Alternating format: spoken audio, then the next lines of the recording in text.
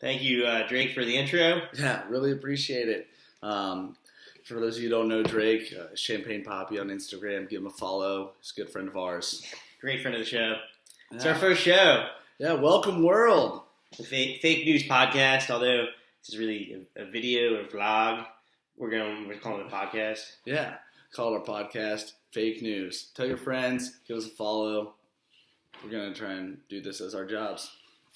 So to recap, before every show, as we have every show so far, we're going to watch Family Feud, as it's the best show on TV.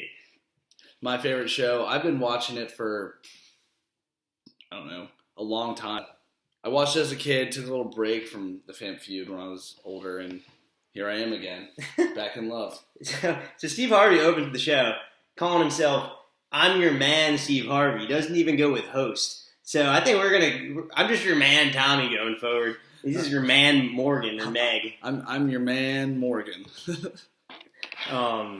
Good episode of the Feud. A couple of one family, the Fast family, when they were calling out their name, they all went like this, which was pretty fucking cool. Yeah, I did appreciate that. They had a guy on their team. I think his name was Eric or Mike, one of the two. Hadn't gotten an answer right on his entire Family Feud run, this is his third episode. Which is a lot of answers. A lot of questions. And all you're supposed to do is give answers that people popularly answer. Mm-hmm. So he was a tough one, but he got an answer right this show. He got two answers right, actually. Boom. Big day for Steve or Mike, yes. Whatever his name Jim. was. Yeah, Jim. But his family lost, so his streak ends there. The streak ends when it began. I don't actually know the name of the family that won. The Johnsons. The Johnsons. Congratulations to the Johnsons. Wherever you are out there, congrats on the win. Good work.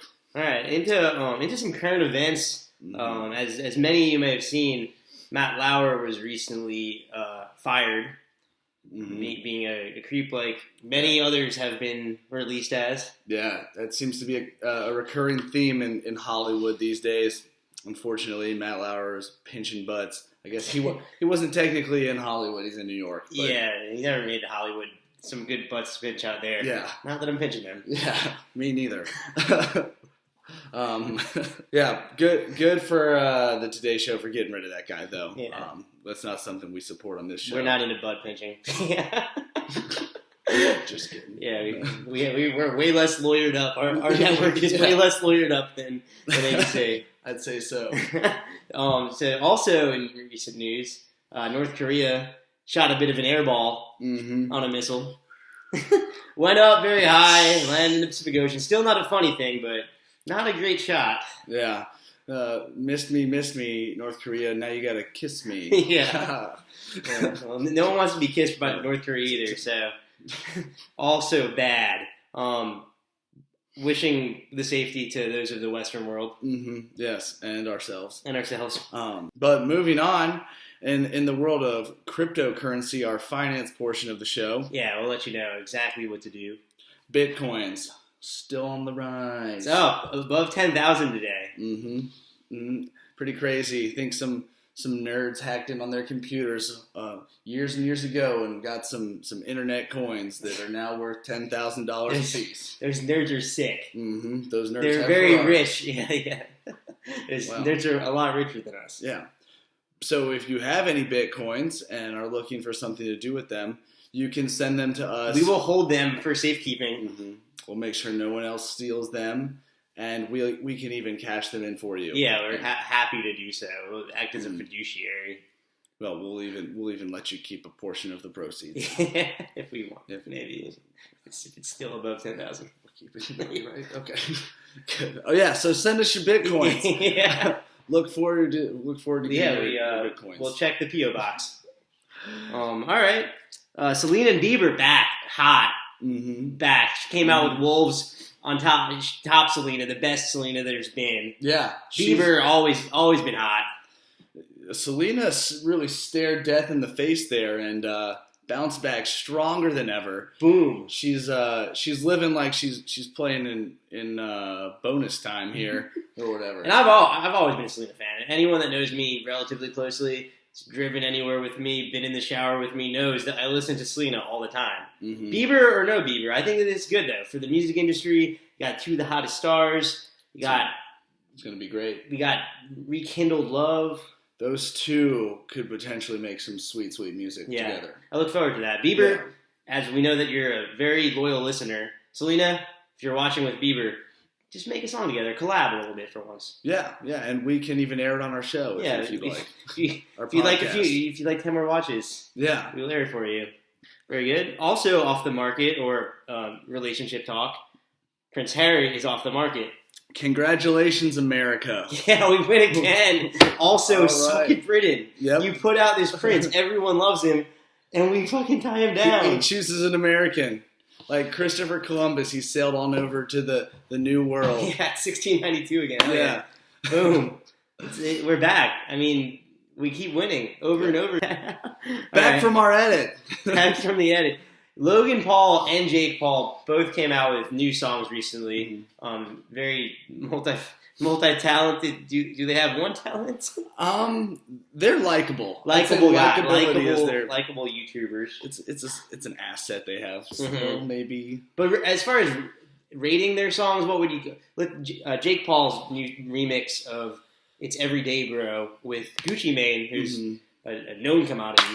Yeah. What do you got on the track? So I'm a big fan of Gucci Mane. As am I. I need to put that out there.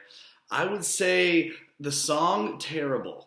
And nothing against Jake Paul or Gucci Mane. I love both of them. I like what Jake Paul does when it's not rapping.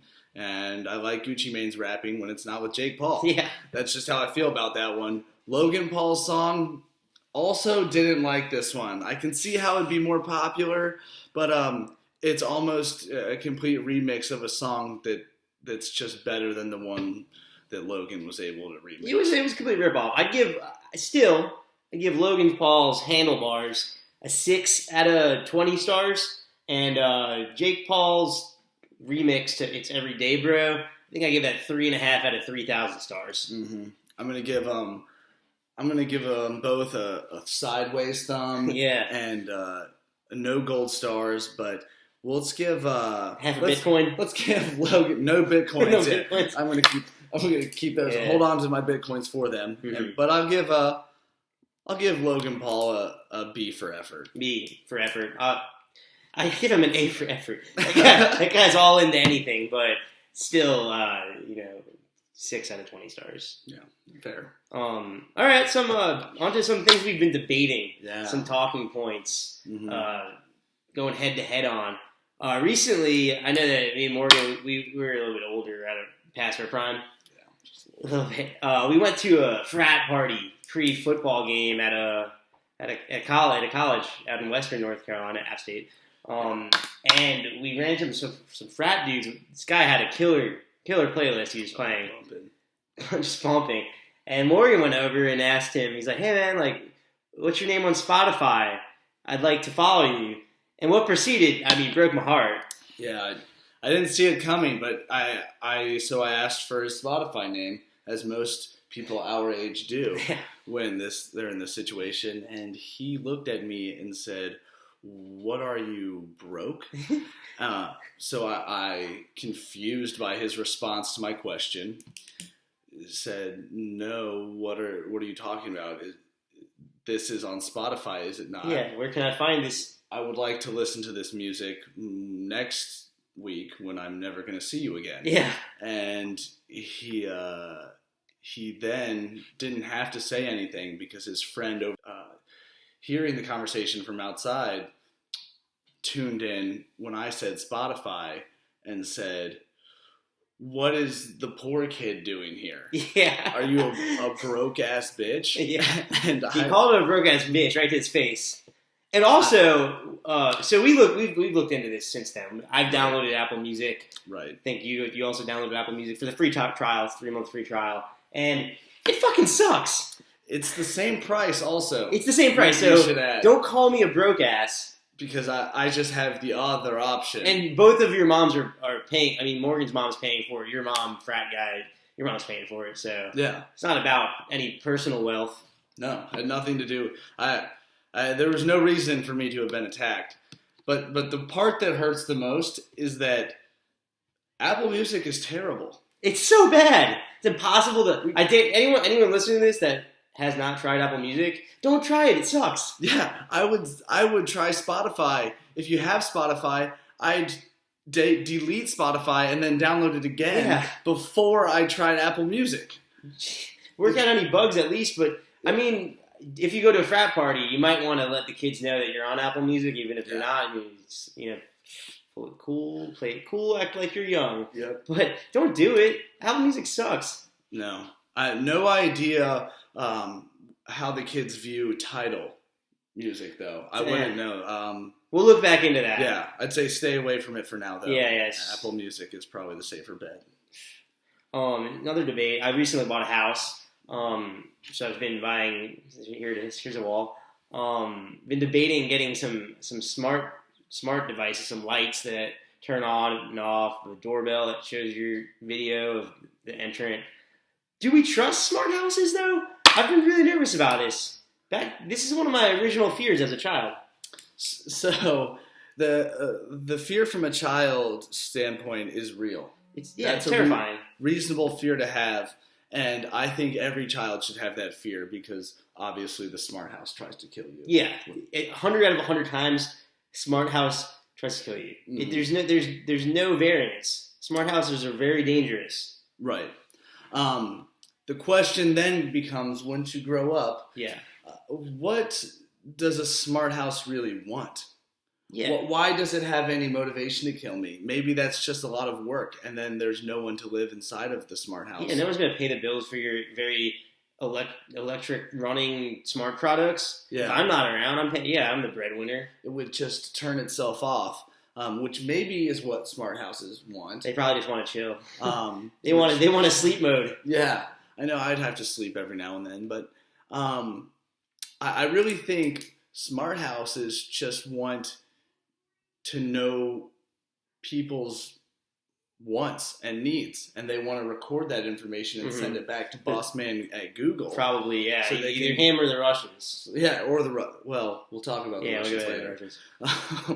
But I think that any inconvenience that would ever cause me is totally outweighed by how nice it would be to have a smart house. True. I think the benefits of the smart house outweigh the potential negative downsides. It's a good point, Morgan. In my opinion. You are a dreamer. Yeah. I'm going to, for one, play it safe and keep my house very dumb. Yeah. The most dumb house. Kind of linked in here is why aren't all lights clap on? Right. So I don't consider clap on lights part of a smart house. Me neither. I feel like there's still a lower level of intelligence there. Right. So maybe not a smart house, but not. I think the technology for the clap-on lights are there. It's been there. It's been there for 20 years. Yeah, long enough for every light in the world to have been replaced by at least once, probably. Typically, the timeline is new technology released, new technology adapted. Everything is universally on the new technology. Mm-hmm. This seems like one of those developments. I mean, you have to walk all the way over to a light switch, physically switch it on. They've completely removed that. I mean, what are we missing here? Let us know. Call in light manufacturers with the answer to this one. Maybe we'll put a number on the bottom of the screen right here at this point. Contact info. If not, I don't know. Leave a message in the comments. Yeah, just comment something nice. Say you like the show, and this is why we don't do that. Mm-hmm. On to this is a pretty big social debate, I think, historically. I've had this debate 100 times. Yeah, good old fast food pizza debate. Pizza Hut v. Domino's v. Papa John's, and where you got them in the rankings? What you got, Meg? So before I say that, I'd like to put something out there, and that is, regardless of who you are, regardless of who your friend group is, regardless of what your personal pizza preference is, get your group together and decide on one. Just pick one so that from that point forward, for the rest of time, when you want to order pizza, It's the go-to. That's the go-to. Because every time me and my friends decide we want pizza, we have to have this entire conversation all over and again. it wastes 20 minutes that I could be eating pepperoni slices. It's terrible. And I'll say there are things that I like from all three of these places more than the other's equivalent option. Pizza Hut is my favorite pizza because they have stuffed crust cheese. It's the cheese and the crust. Another invention that questioning why not universally adapted, but it should also be on every pizza ever. But that's my favorite pizza that I can get delivered to my house. Okay. If we're talking about thin crust pizza here, nothing beats Domino's. No, Domino's. I love the thin crust market, absolutely covered. I love it. But then, if we're talking better ingredients, better pizza, the regular pie, I'm gonna go with Papa John's. I mean, if we're talking better ingredients, better pizza, gotta go with Papa John's. I truly do think you're getting what you pay for when you pay a couple extra bucks for Papa John's pie. Fair enough. I think they all. I mean, I'm gonna go 1, 2, 3. I got Domino's in my 1 seed. I got Papa John's in my 2 seed. I got Pizza Hut in my 3 seed. 4, not mentioned, Little Caesars, good low price option. I have some good memories of freshman year with my man Caesar, but. All different places have redeeming qualities. Some places better cookies than other places. Domino's got some good lava cakes. Another reason that they're number 1 for me. But I just got to rank it. Domino's is my go-to. Right. That's a good one. We're going to have to ask some people about what kind of non-pizza related items they prefer. It's an interesting thing. Very good. All right. Well, looks like our next segment, I think this is going to be my favorite. We get to go over some of Tommy's text messages from the weekend. Oh, no. God, I hate this segment. I'm out. I thought we said we'd do this. All right, come on. Next podcast. Okay, we'll do it next week. Those texts are terrifying. Okay, well, then we'll move on to some news. Yeah, this is sort of our selective news where we pan through world topics, very important stuff, and pick our best selection that might not be covered by other news sources. So it looks like I'm not sure where we found this one. Yeah, but it appears as if Russia is looking to make a possible acquisition of Amazon. We know that Russia long was linked to an eBay acquisition, which got turned down by the UN. Mm-hmm. Alibaba was involved with it. Yeah, rumored. Yeah, not confirmed. Sorry. But we've heard that there's a lot of information out there. Russia trying to buy a big American company. Mm-hmm. We hear that Hillary might have leaked this in emails and given them some sort of insider information as to how to make the acquisition. Yeah, we don't actually have those emails to show you here on the show today. Of course, classified. But they exist. So let us know. Would you be buying products from Russian Amazon or taking your services elsewhere? Mm-hmm. Maybe there's some room out there for someone to create another American Amazon. Yeah. As the Russians buy it. One of my friends that's gotten rich off Bitcoin is thinking about it. Okay, great. Okay, next topic.